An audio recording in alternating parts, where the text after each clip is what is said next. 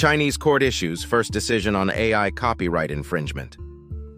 The Guangzhou Internet Court issued the first ruling involving the liability of generative artificial intelligence, GAI, companies for copyright infringement. China has 3 internet courts in Beijing, Hangzhou, and Guangzhou. These special courts have jurisdiction over online copyright infringement cases. Compared to regular courts, which typically take from 6 months to 2 years to resolve cases, the internet courts usually reach decisions within a few months. This is believed to be the first such ruling in the world, as well as the first in China.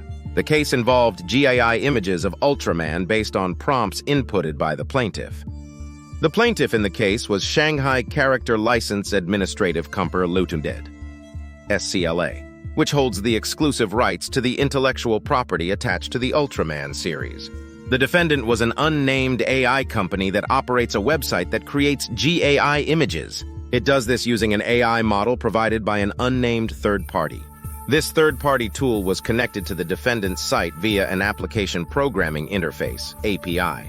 SCLA learned that when it entered the prompt, "Generate an Ultraman Dyna," the defendant's site produced an image that looked like Ultraman. SCLA asserted that this was copyright infringement and asked the Chinese Internet Court to order the defendant to cease infringing and remove Ultraman images from the defendant's training data. The court concluded that the Ultraman figures were protected under the copyright law of the People's Republic of China, and that the GAI images generated by the defendant's website resembled these figures. The court also concluded that this infringed SCLA's rights to reproduce and adapt its IP. The court decided not to determine whether the defendant violated the Information Network Communication Right, a Chinese law that prohibits making a copyrighted work available to the public by wired or wireless means without the permission of the copyright owner.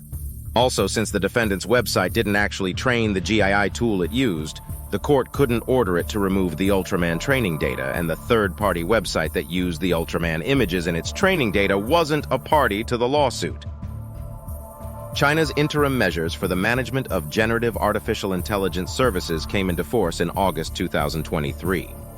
According to China Briefing, the generative AI measures place a diverse array of responsibilities on generative AI services providers.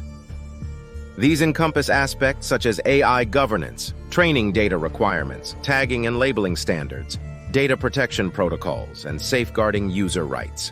As The Times reported in December of 2023, The Times is the first major American media organization to sue the companies, the creators of ChatGPT and other popular AI platforms, over copyright issues associated with its written works. The lawsuit, filed in federal district court in Manhattan, contends that millions of articles published by The Times were used to train automated chatbots that now compete with the news outlet as a source of reliable information.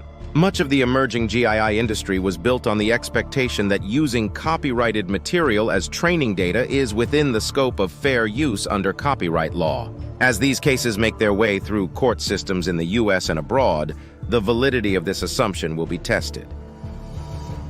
Need to protect your copyright? Book an appointment with us at www.eonlaw.com. Eon Law.